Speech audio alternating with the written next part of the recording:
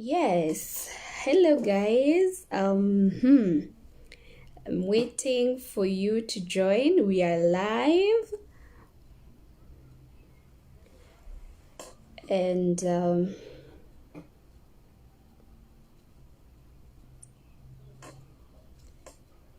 yes. So I have tested. My camera is okay.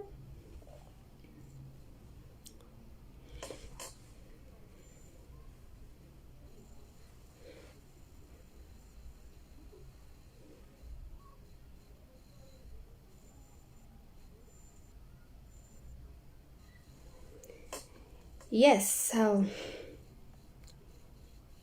I'm expecting.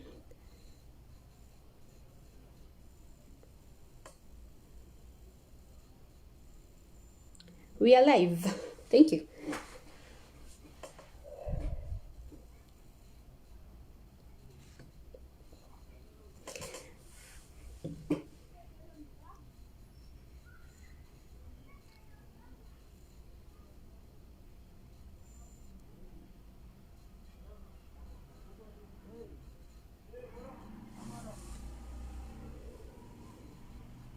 So hello guys, my name is Elizabeth Gitao. I am your host for today and waiting for you guys to log in and to check in. I'm also waiting for our guest who is Helen to also join. Yes, I see you are here.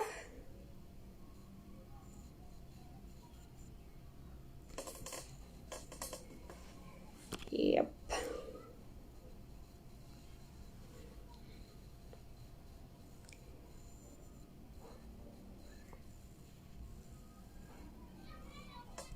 Yes. So, like I said, I'm Elizabeth Gitao. I'm your host for today. I'm waiting for Helen to join us. Helen is our guest for today.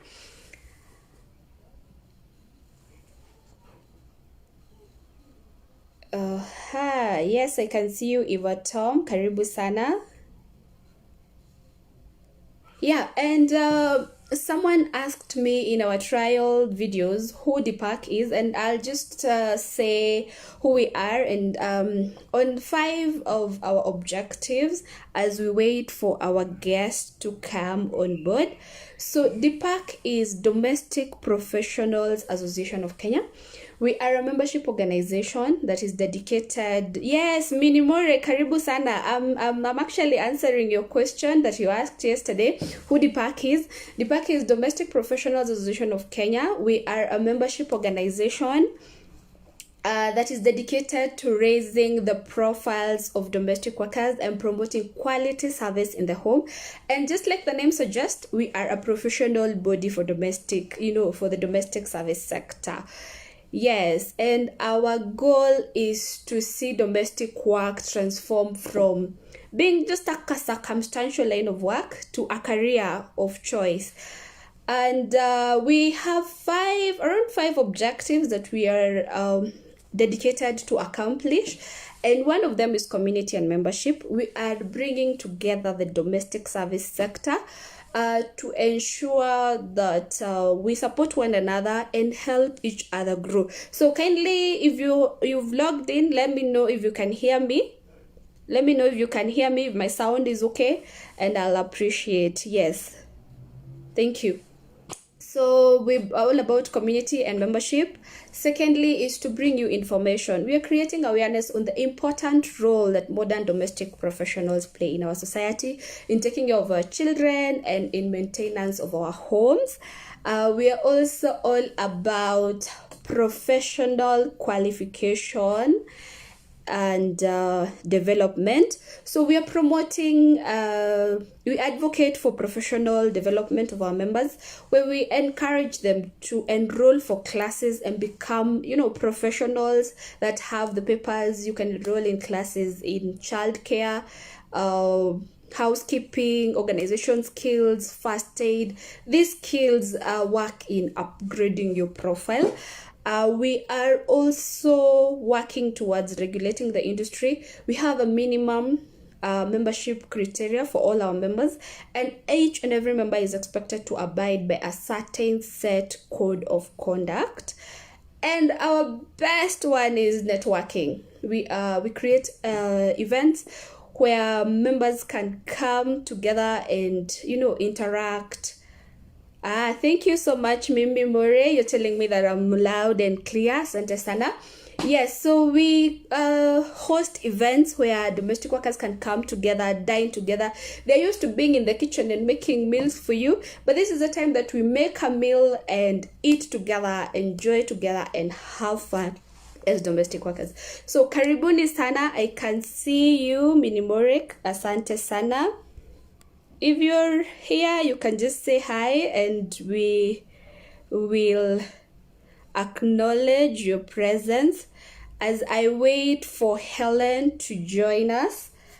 Hellen is going to be our guest for today, and our discussion is current trends in the domestic service sector. So karibuni sana. Hellen, wherever you are, I'm hoping that you're almost joining us. I can't see you. Yes, so as we wait for Hellen, there is this concern that I have had for a very long time. And the concern is the rate at which we are having turnover in domestic. Yes, hi Eva, I see you. Karibu sana. The rate at which we're having domestic workers turnover, and employers have also complained about the same. Where yes, Njeri Mushiri, I see you. Karibu sana. Yeah, I have seen that you would want to, we will engage on that. So the concern that I have had for a very long time is where some employers talk about hire and fire every now and then. And I was asking myself, why is it that we're having a very high turnover of domestic workers? And so this forms the basis for our conversation today. And we want to ask you, if you're an employer and you're logged in, we would like to hear, what are your expectations when you are hiring a nanny? When you're hiring a domestic worker, what is it that you expect them to do? And what is it that you expect them to do? And what do you think the employees can do to meet your expectations? And if you're logged in and you're an employee, we would also want to know, you as a domestic worker, as you're looking for a job, what is it that you expect from your employer? And what is it that you feel they can do to help you perform your tasks better? So these expectations that we are having, sometimes they're not communicated, and I feel like that is the reason as to why we have very high rates of turnover, because we do not communicate these expectations. Someone comes to your home and they don't really know what you expect of them. So let's have this conversation on what are your expectations as the domestic worker and as an employer. As we wait for Hellen, you can let me know. I see you, Nekesa Juma, karibu sana. We are waiting for our guest, Hellen Magudha, wherever you are. We are hoping to have you join us. So Hellen, please.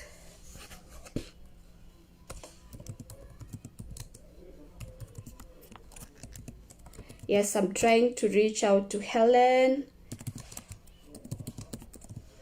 Yes, we are waiting for you. Yes, thank you, Eva Tom, for confirming that my voice is loud and clear. So I'll assume that all of you can hear me. So Hellen, we are waiting for you so that we can start our today's discussion. Yeah, Hellen tells me that she's trying to connect, so we should be having her on board soon. So to our question, what are your expectations as an employer? What are your expectations as an employee? Yes, Grace, I can see you. Karibu sana. Karibu, karibu. Yes. So you as an employer, what are your expectations when you're hiring a domestic worker? You as a domestic worker, what are your expectations? And we want to identify or to come to the basic reason as to why we are having a very high rate of turnover. Is it that domestic workers do not have enough patience, or is it that employers do not have enough patience to stay with the domestic workers in their homes? And this can only happen if you as an employer would just, let us know, what are your expectations? What do you think is the cause for the high turnover?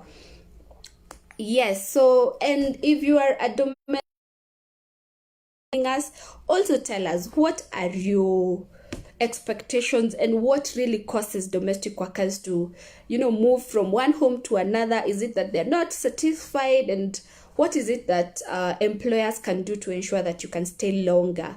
I hope I'm also clear. You can see my face and my voice. So this discussion, we're having it as we wait for Hellen. I think Mushiri wants to join, and I believe she's an agent. So if you are an agent, also let us know what expectations have you had from your employers that you would want us to know, what employers expectations and what employees expect from their employers. So Hellen, we are waiting for you wherever you are. I hope it's not an issue with network issues. Yes, so Hellen, we are waiting. Yeah, so you can let me know if you can hear me.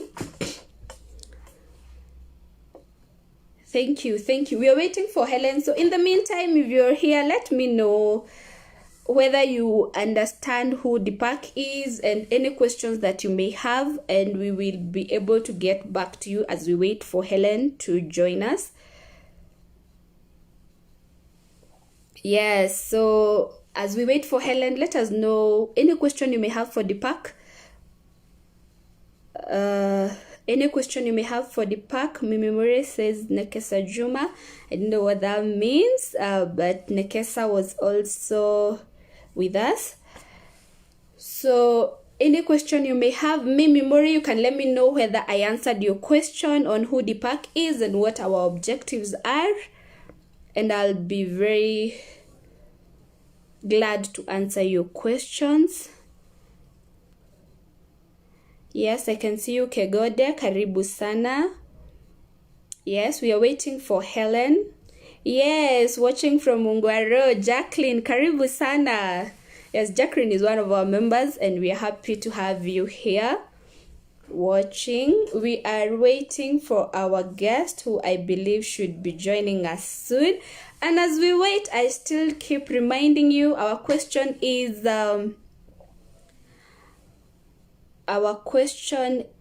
yes, I can see Hellen is here. Karibu sana. Tuned in from Westlands, Rafter Road. Yes, Grace Njoki, asante sana. That's one of our pioneer members. Thank you so much, Njoki, for joining us, and we hope to have a very interactive session. Yes, karibu sana, Hellen. Hi, sorry guys. Hello. Hi. Yes. I'm sorry, the network is behaving like the weather. Oh no, It's cold. it shouldn't. Someone said that we don't know why Kenya there's so much confusion. We don't understand what July is doing in September. It needs to go back to Yes, where me it too. was. So thank you, Mimi Mori, for confirming that I answered your question. If you have any other follow-up question, I will be very happy to answer you. So Hellen is here with us. So Hellen, Yes. yes, you can maybe let the people know what it is that you do, and so that we can then go into our discussion for today, which is current trends in the domestic service sector. And we also want to know, you as an employer, as an employee, what are your expectations when you're hiring a domestic worker? And as a domestic worker, what are your expectations from your employer? And this is so that we can identify what really causes the high turnover of domestic workers in our industry. So karibu sana, Hellen. Hello. Thank you so much. Hi. Hello, everyone. Yes, I am Hellen Magudha, founder, CEO of Kenya Nanny 911. I'm so happy to come to this platform and talk to you once again. I hope I'll be able to answer as many questions as possible and we share and interact. What I know is we don't have all the answers, but we are trying to lay our foundation for the better future of the domestic workers in the industry. Yes, thank you so much, Helen. I don't know whether you mentioned what you do. Yes, I'm giving you time. Yes, I am a trainer. I've been training in the institution for almost 10 years plus.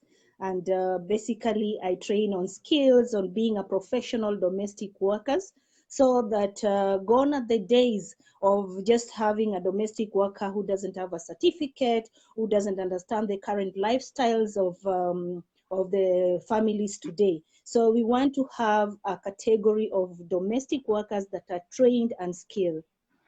Sawa sawa. Thank you so much. So Helen is the CEO, Kenya Nani Institute, and it's a training institute, and we have been partnering with her to train our domestic workers. So I see you, Grace Njoki. Alice Kama, wherever you are in Juja, please come on board. Anita Tess, asante sana, karibu, you're tuned in Juja. And so Helen, we would want to know, what are the roles, the traditional roles that domestic workers used to play, so that now we can see how this has gradually grown and what are the current roles that they do have. But we would want to know, what were the roles of domestic workers in the past? Okay, thank you very much. Basically, I'll minimize them as short as possible. First of all, the domestic worker was just supposed to be somebody who is just to be seen in the house, and their responsibility is sweep, clean, mop. They can only do thorough cleaning if they are told to. They can only maybe sit with the kids and watch TV or ask permission to go and play with the kids. Yeah. Unless they're told to do ironing or laundry in a certain way, or they go to the shop, that was the limit. Their duties ended in the house and according to instructions. Only when instructed is when they do something. Very few were allowed to be professional or just to go in the house and do the best they can in the house. Yes. So the difference with that, you see that currently where we are facing, I can say we are going to a better place. More awareness is Okay. being created, and we can find that the roles are changing. So gone are the days when we used to have you as a domestic worker, all you can do is when you go there, you know how we say ni kupiga tu duster, nafanya tu kazi ya kupiga duster, kuosha vyombo na And kupiga. that's it. Yes. Great, great. So yeah, we see that the traditional domestic worker was just expected to clean and wash nappies. You know, those days we used to use nappies, and everything Yeah. has changed. Nowadays, people don't use nappies as they used to do in the past. And I Yeah. was also talking to someone and I asked them, how did you get yourself working as a domestic worker? And they said, nililetwa na aunti yangu, nikuja nitafutie school Yes. fees. So that is how they Yes. ended up doing domestic work. So it was more or less even family members just helping you. So ilikuwa tu kusaidiana, you know. So we would want to Yeah. know, how have we transitioned from nilikuja na to where we are today, and what are the current roles that domestic workers are playing in our society today? As I've said, now we are creating more awareness, and even the domestic workers themselves that have worked in the modern towns are now carrying themselves differently and behaving differently from the information they are getting. That apart from they brought you from Ushago, you don't have to act like the same. You don't have to act the same way they used to handle us. So the domestic workers themselves are now approaching it as a job. Yeah. Whenever they're coming to those houses, they would like to be interviewed. They would like to have a moment with the boss to know the kind of house they're going to work in. So they get the information even upfront and see if they can be able to work there or not. Gone are the days whereby somebody or your auntie, somebody picks you work only, and then you cannot even negotiate about salary. You talk as you work. All is discovered on the way. But now it is being approached in a more professional way, And I will really encourage that most domestic workers, and if you want to work as a domestic workers, please, please, please try and either pass through an agency or a professional platform to guide you on how to get a good job so that you can also perform better and build yourself.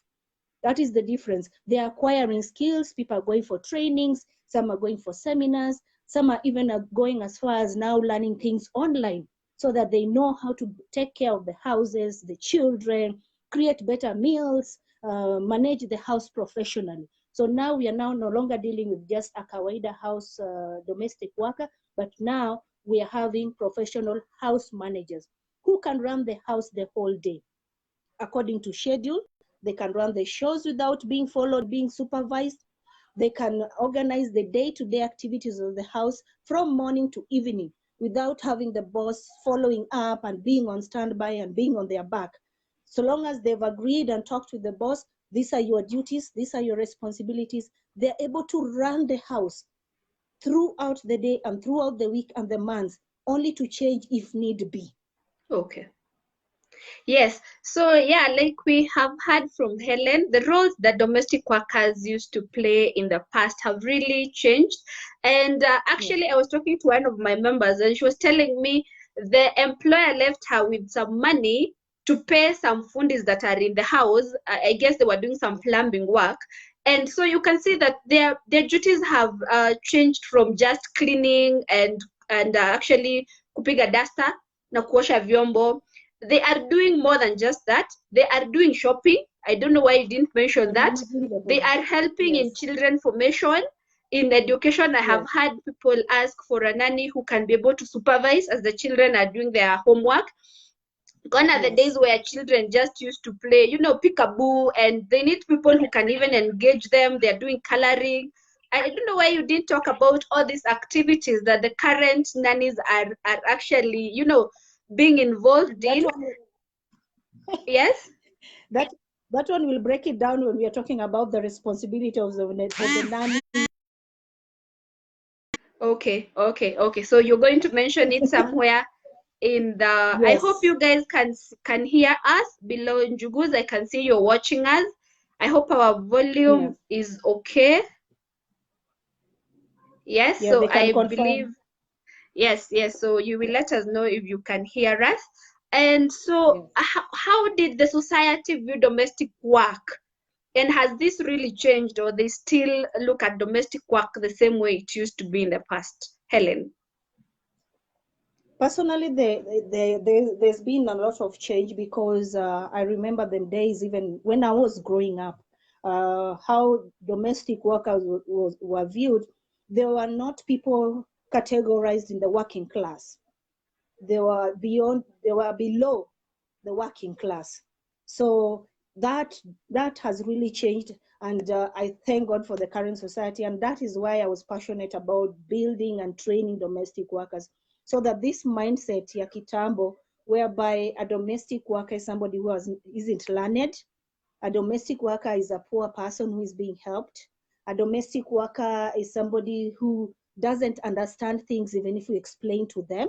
So they need to be pushed and shoved throughout and be complained about, or anything negative. A domestic worker wasn't a healthy person. They have all these diseases, so people have to be very careful about them. A domestic worker was a thief. A domestic worker was a hungry person who they've only come to eat in your house. So all this negativity, It happens. Yeah, they were put in that category, anything negative. And so the mindset as we are going forward has started to change, and it is both ways, from employers to the domestic workers, and now even addressing themselves in a more professional manner, looking at their work as a professional job, no more like a kawaida job. I'm just getting this job maybe to get a small money to support me in one or two things, but this is not a job. So that mindset is what Kenya Nani is working on. And I hope that as we are going forward, it's even going to get better. So that old mindset completely gets out of the system. Wow. So we hear that some people thought that domestic workers have come to their house to eat. So this is also changing, and we've heard from Hellen that the roles that domestic workers are playing today have also improved. They were not just the basic kuosha vyombo, kuosha nyumba. They have really changed.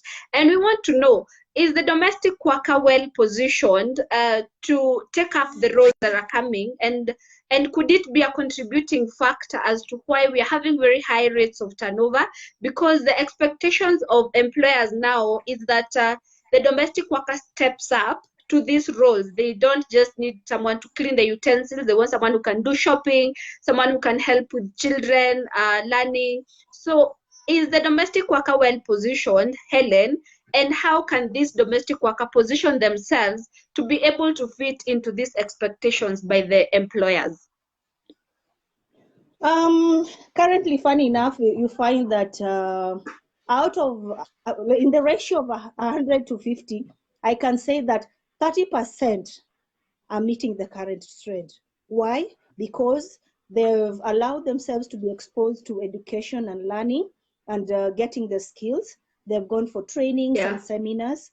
They're meeting people who are already working professionally and interacting with them. So 30%. We still have 70% who are trying but are not getting it right here because they're missing certain skills. They are a nanny, yes, as I told you I was going to explain. As a nanny, there's still this assumption that two things. Oh, there's a TV. You watch the screen with the child because the boss allowed you to watch cartoon. There are toys.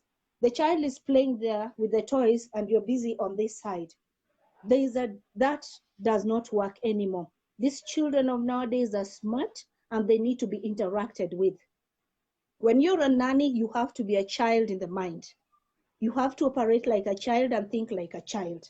So that is what you need to come and learn, because in Kenya Nanny, we learn child psychology.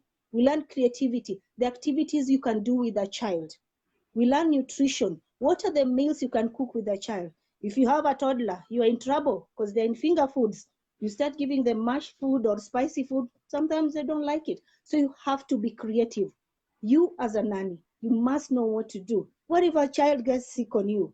Have you gone for first aid classes?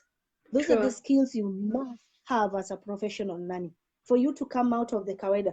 Or not all the time, because nowadays our bosses are busy. The bosses are busy. They expect you, when I leave you with the child, all the things that are supposed to be done should be done. You cannot spend the whole day calling the boss on the phone. Do this. Gone are those days.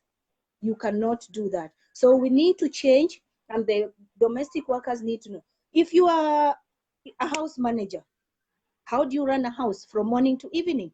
Remember, people are going in and coming out of this house. There's laundry to be done, cooking to be done. The house has to be clean and organized. So if you can't manage your duties and know which duties I'm supposed to do at what time, from the moment you woke up in the morning in that house, by the time you close your evening, you should know which duties you are supposed to do. And those are the things we also learn in Kenya Nanny, to categorize and know which jobs I'm doing at what time, and what should I do at what time. Even if your boss is in the house, how do you handle working with your boss in the house? You should be able to know that. If you are a cook, you're allowed to cook in the house. What are the creative meals you can cook? You know how to cook only ugali and sukuma, rice and beans, chapati and beans and githeri. Really, you must know how to balance that, because we eat something called a balanced diet. It must have all the nutritions. It must be presentable and palatable. Wow. It must be presentable and palatable. Okay, thank you. So I was following a discussion the other day, and there was this discussion on employers not allowing their DMs to prepare meals like chapati and sausage.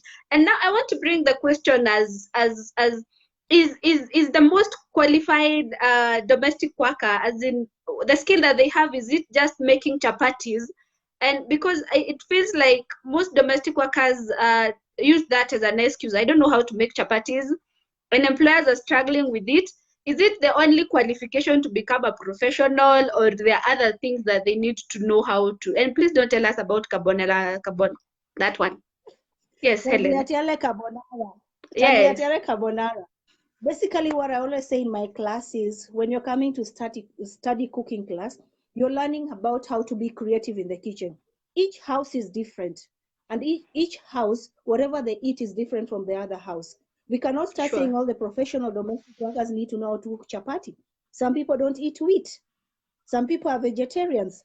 Some people eat meats, and they eat different kinds of meats. Some people eat seafood. So when you come to this, the cooking class, I normally give you the basic skills of understanding menus and the different categories.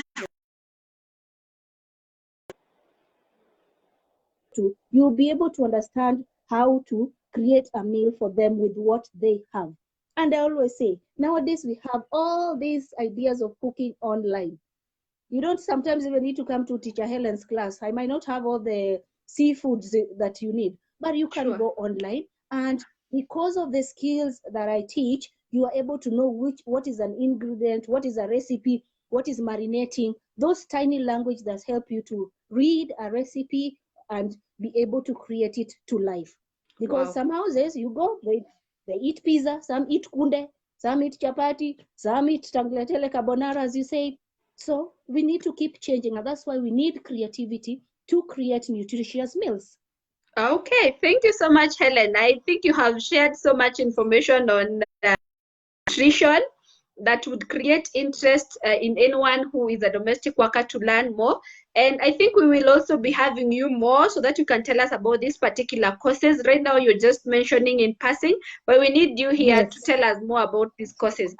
So yes, the DMs, what you're trying to say is that they need to keep themselves updated. And one of the things that they yes, need to do is attend training. But we would want to know, yes. we want to work the industry both ways. What are some of the things that the employers can also do to help the employees do their work and do it effectively? What are these things that the employers can? Currently, you know that COVID-19 has caused a lot of changes in the industry, Yeah, and you find that many of the domestic workers are not even leaving their homes. And if they're leaving their homes, they're living on conditions. sure. So even if, yes, even if I was to push for let them come to class or go to physical class, that might end up not working. But what I'm saying, all these opportunities are there. Kenya Nani is ready to do the online classes, and personal classes I also do. So it is the bosses and the employers, as I said, even in our last interview we had, please do not be scared that these domestic workers, when they come for the training, they are coming to ask for more salary. Why am I saying that? Most of the families fear that once they go to learn all these skills, they will want more salary. They might want a little bit more because they spent on education. But would it save you better if you have a manager in the house who you don't have to think and worry about your house, even if you travel outside, wherever you go, you can sit in peace and know my house is running and is in order. I leave the money there, I leave everything there, and even sometimes your domestic worker is the one who say, Mommy, this week we need to order this and this and this for the house. Our stock for this and this is finished. So you're just refilling. You don't even have to think about shopping in your house. Anything that is to manage your house. This is spoiled. Can we get a fundi? Who do you use? The children need to go to school. Where is the driver? Do we use a Uber? You know, all those information. When they pick up the children from school, they're able to go get the information from the teacher and bring it back to you, and you talk and discuss about it. Wouldn't you rather have such a person in the house than somebody who you are constantly watching on CCTV and calling 24/7 to give them instructions? So I advise that employers do not be scared to empower them, because it is a professional job just like yours. You, the way you go to the office and you go to study and get your PhD, please let's allow our domestic workers also to get these skills so that they come to your houses, they'll know how to use a Hoover, they will know how to use the washing machines, they will know how to bake, they will know how to use your ovens and the microwaves without destroying them. Wow, thank you. Actually, you've done very well to mention about employers shying away from their domestic workers getting trained because they ask for more salary. But my question is always, who benefits the more when you have a domestic worker who has knowledge in first aid? Who benefits more when you have a domestic worker who can make those meals you talked about, the nutritious meals, and can engage your children positively? I believe that the employer stands to gain more because they will have a very safe home. And what I always say is that our homes are a safe haven, and we can make you can't make them a safe haven for our children. Where would they run to? So having a very empowered domestic worker is more beneficial to you as an employer, even more than an employee, because it enables them to offer the services well, and the person who receives the services is you as the employer. So, Helen, how can the society also help the domestic workers? The perceptions, how can we demystify the thought that, or this thing about domestic workers becoming being failures and being people who should be looked down on? How can the society change this perception, or how can the society help domestic workers to embrace this profession and do it well? Liz, at the moment, what I'm saying, what I think we are doing like right now, we are creating more awareness. And the more awareness we create for both parties, where the domestic worker themselves start addressing and looking at themselves as professionals, it goes both ways. Their employers will start seeing them as professionals and handling them as professionals. As soon as the other day, I had a lady who wanted a domestic worker, and I asked, "Do you give contracts?"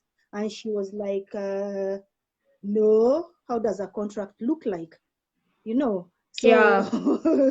yeah, so if you want to employ somebody and you want somebody who is you can trust and stay in your house, and you don't even have a work contract to seal this deal, you go to an office and you get a work contract so that you are able to work. Why don't domestic workers need work contract? This is to protect them and to protect you, and that is how we bring the professionalism into the industry. So Wow. we just continue creating awareness, empowering our domestic workers to come for the trainings and the skills and the seminars and the meetings. The more empowered they get, and the employers will start also to recognize that, because we want a society whereby, as I said, this whole CCTV thing still gets me aback. It's supposed to be for security for both of you, and it's not supposed to be something that is supposed to be on your phone, your tense 24/7, because you have somebody in your house that you don't trust. You sat with this person, you interviewed them, and you are seated there scared. Why did you do that to yourself? Why would you go and text somebody that your whole life you're sleeping and worried, while Yeah. this person is supposed to ease your burden? So let's start by changing even the interviews. Correct the interviews when you're interviewing the ladies. Know what you want. What do you want when you're talking about domestic workers? Or, as we said, the perspective will only change if you stop thinking of them as only people who are coming to mop, wash the dishes, and follow your instructions. Wow. Wow. Thank you, Helen. You talked about contracts, and it reminded me of the other day, the internet was blowing with the issue where a domestic worker was awarded some few shillings. It was not a lot of, but it was 200 and something. I mean, and she had been working for 3,000 a month, and everyone felt like it was unfair. How is it that it was unfair, yet this person had been working, and the only grounds for termination was because she asked for more salary? What is your take for on that one? As you say, information is still coming out. Most of the employers also don't know about the contracts, and the domestic workers themselves even don't know about the contracts. So we keep empowering both parties to know what a contract is and what is entailed in a contract, and why should you have it and for what purpose. And these contracts also need to be renewed. They are supposed to be renewed after a period of time, because this is the only time you both can review. The boss can review your work, and you can review the work and say, "I think I can do this work. I don't think I can do this work." Because we need to avoid these problems where we are heading people are now killing each other, killing people's children, doing messy things. It's not right. We are professionals, and just as I said, this is an office. The contracts are there to protect both parties. So you Okay. review them after at least a minimum of 1 year. Sit down with the person, talk about it, have a discussion. And I beg you, the employers, these are adults. They have IDs, they have their homes, they come from a home. Some of them are wives and husbands. Talk to them the way your boss talks to you, and you'll have domestic workers that will stay for years and years. Wow, thank you. Actually, you've talked about talking to them, and it has reminded me what I asked when we started this discussion. There is a very high rate of turnover of domestic workers, and it has reminded me every time I see someone ask a question, maybe on social media, and the answer is always hire and fire until you get the right one. Is that the best approach to use when we are hiring? Is it a hire and fire, or what do you think should be the best approach when we're dealing with these people in our homes? What I say, your home is your private space.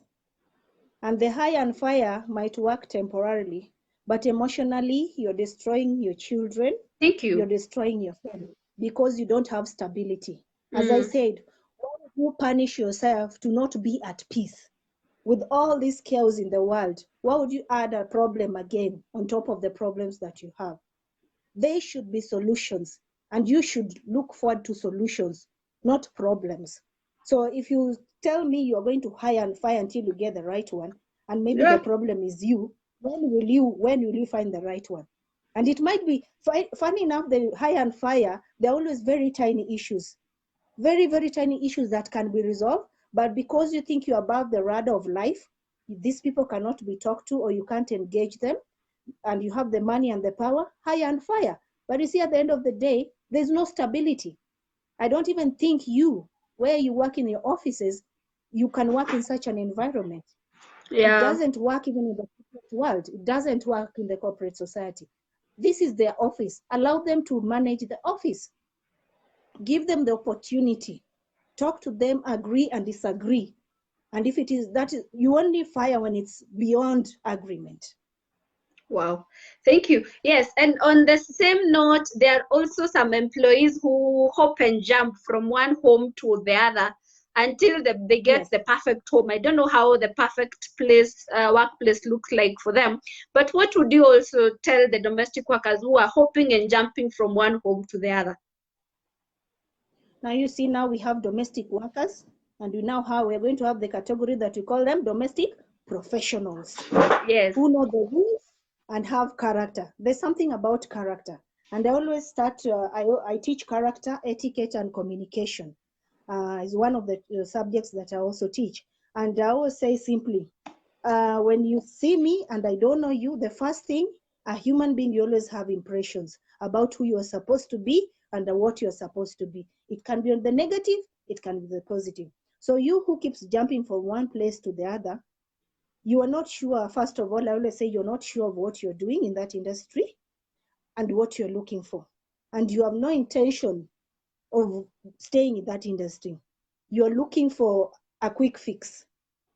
Well, this is an office that you are supposed to be a manager, and getting connected to people takes time. There are homes you can work even for a year and you've not connected with the family. You've not Sure. connected with anybody there.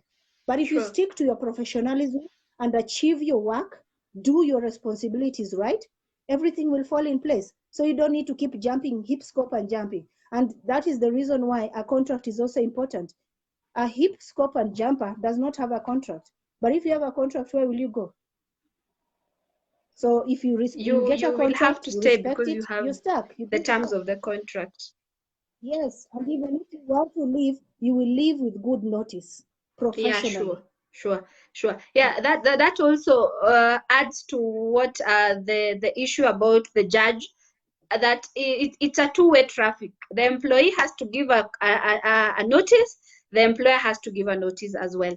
And as you said, that there's no stability in a home where you have to hire and fire. The same thing happens to the domestic worker. If you're hopping from one home to another, are you really stable? No, No, you're not stable no. because you're hopping from one home to the other. You can't even grow financially because by the time you're getting your salary, you've already left and the person has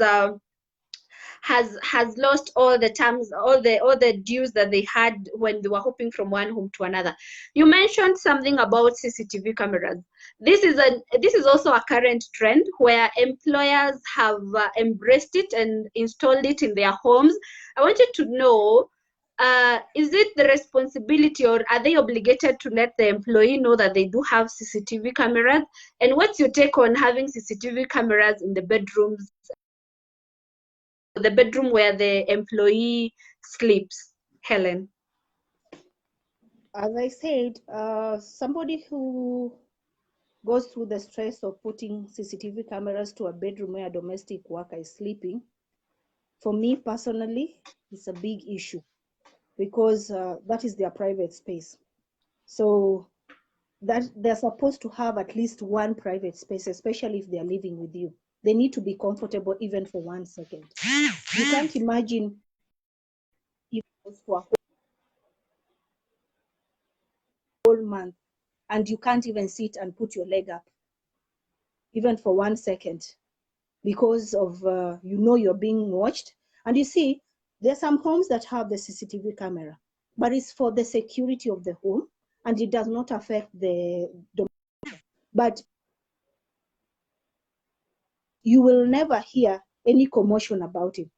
The worst scenario is whereby there's a CCTV camera in the house, and I recently went somewhere and the domestic worker told me that the boss came and said, bona ulikula chakula ya mtoto. So why did you eat the child's food? And she was like, which food? It's the food that I was going to throw in the trash. Those two tiny leftover. And she ate it and she was seen.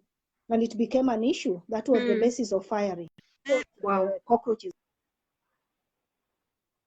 go eat it, but this human being should not eat it because they don't deserve to eat it. And why? For what reason? So if you're putting them there for security to protect both parties, it's okay. But if it is there because you're just looking for tension, to me it is very unhealthy for you as an employer, number one, and for the employee it's very uncomfortable, and this person can end up spoiling everything every other time because of the tense environment that they're working in. And I always say, remember, even you in the office, there are those cameras, but you don't have that kind of tension. So why should you apply this particular tension to this particular person? Because you're just not sure of them. And I repeat, you are the one who employed this unsure person. Go back to the drawing board, get somebody you are sure of, so that you don't keep straining yourself. When you're stressed, you're stressing your employer. When your employer is stressed, the children are stressed. What kind of a house is that? Yeah, it's going to be chaotic. So a CCTV camera is only for protection of, the employee, their house, but it should not be like it's the vetting process that you're using, because it's better to prevent anything from happening than to just watch it happen. You can imagine if you hired someone who is a murderer and they're murdering your child and you have to see it on CCTV because you're at work. It would have been better if you brought in someone with a character that you can actually trust your children with. So let us not forego the vetting process because we have CCTV cameras in our homes. So Helen, there is something else you say, that DMs now have IDs, they have passports. There is this issue of employers holding on to the domestic workers' original IDs. What's your take on that as well? That's a very simple answer. Even them where they're employed. It's not very simple to some employers who are still holding on to the original IDs of their employees. No, my dear. No. Even you, where they're employed in their offices, their documents are with them. Their copies are in the office. Now you take their document. If they need to go outside there, now with the so many arrests, they're arrested with their cop. You will not agree to come and also save them because they were arrested because they didn't have a document.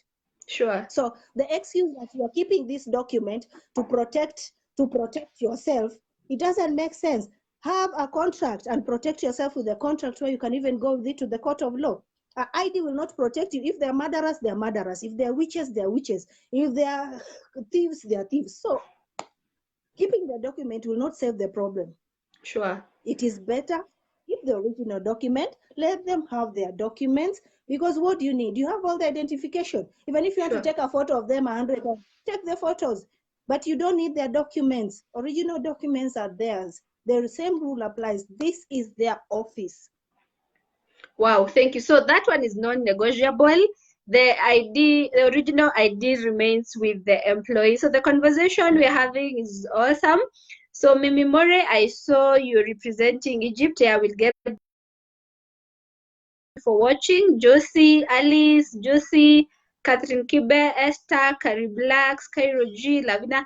Thank you so much, guys, for logging in. Before we wind up on this conversation, we want to talk about meals.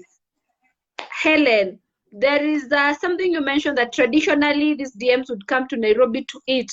There is this conversation around meals. How many meals, what number of meals should the DM be offered in the home?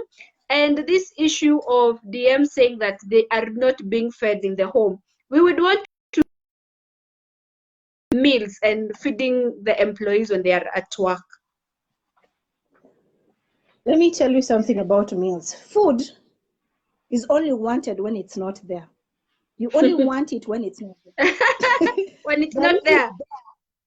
if it's there in plenty, there's so much a human being can eat. Yeah, sure. Your DM cannot eat a whole chicken every day unless they're insane. They cannot eat a whole kilo of meat every day. And because of the busy schedules they have, just give them a packet of milk. If it is 2 loaf of bread, if you like counting, you count. Here there are people who count and put rulers in breads. You can count, but at least give them a slice of bread. Let them have their cup of tea, whether it's with milk or they take this coffee or strong tea. Let them have that. Reason why I'm encouraging employers to give meals. You even if you eat 2 or 3 meals or 1 meal, that's your diet. This person is managing your home. Some of you have humongous homes. You have children. They are running around the whole day. Where do they get their energy? When their energy is finished, what will they do? They will steal your food. If you don't want to share your food, create a human meal, a human edible meal.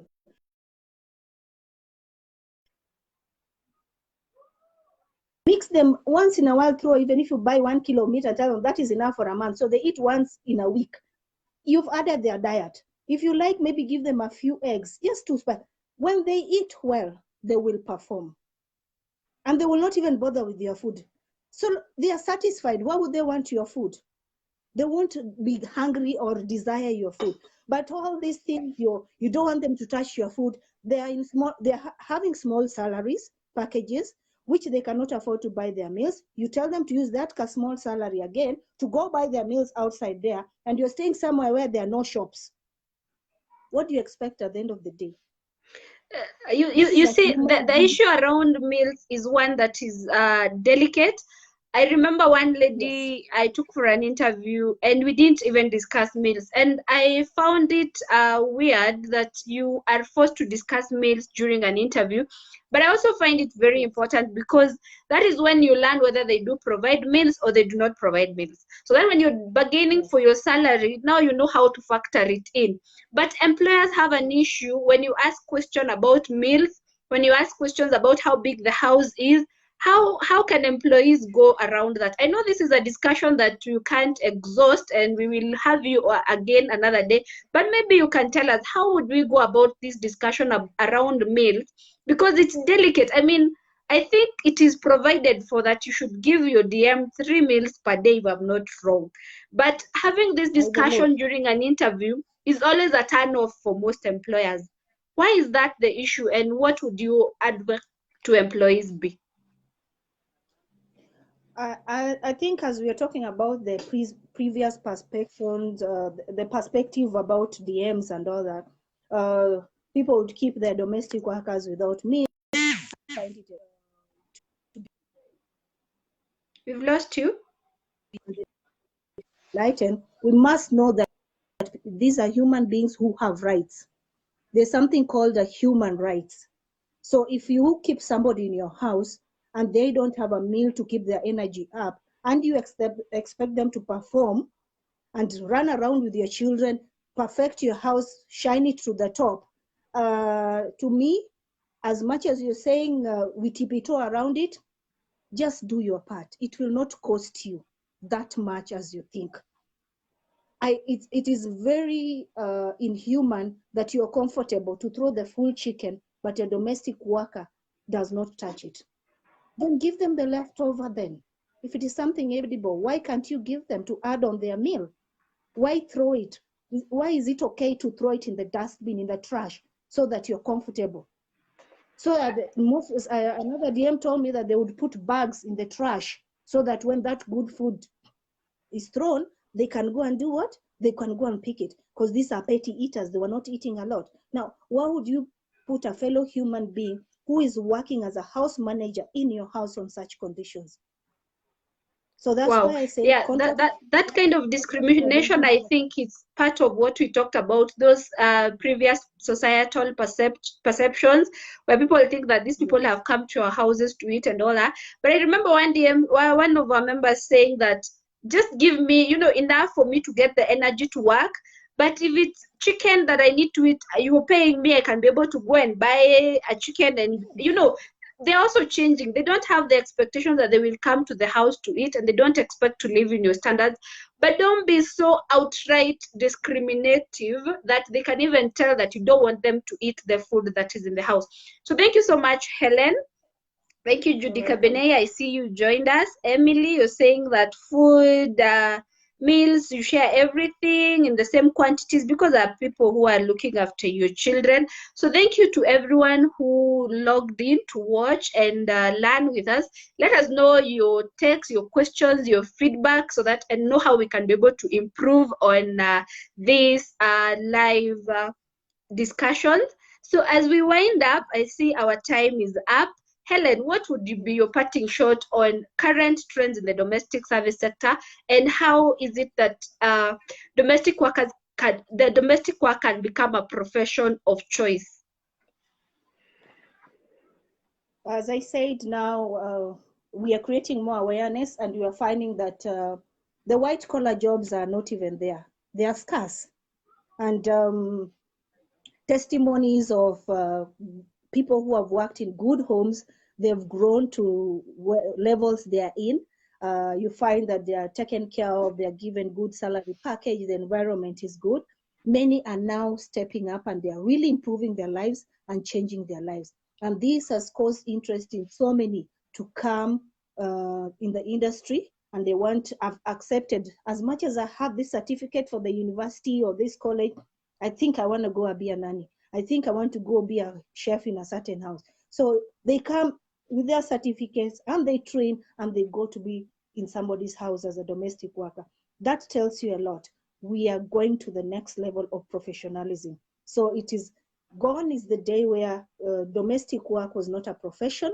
Now it is being recognized. And we can see even in the Western countries, domestic work is one of the highest paying jobs. I had a friend who was a foreigner said, I cannot employ a nanny when I'm in the States. It's too expensive. Sure. So you see, that's why in the country they can afford to pay as much as they are paying here.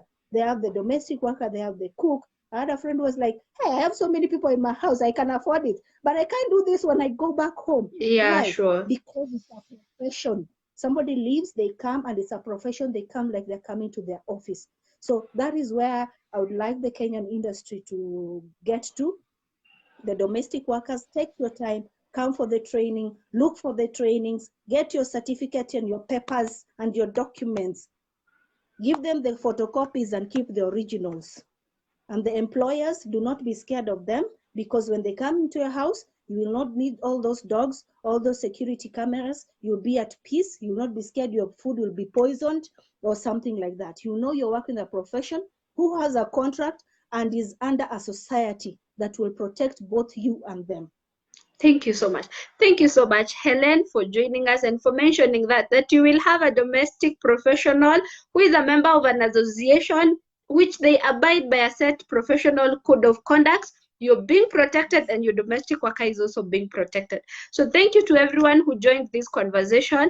And during this time of the pandemic, we have noted that most employees are working under very harsh conditions than they were before, and employers are also going through hard times. So join us next week as we talk about mental health awareness. How is our mental health right now, and how has it been when we didn't have the pandemic, and how can we be able to support one another to ensure that we are in good mental health. Asanteni sana, and see you on Tuesday. Thank you so much.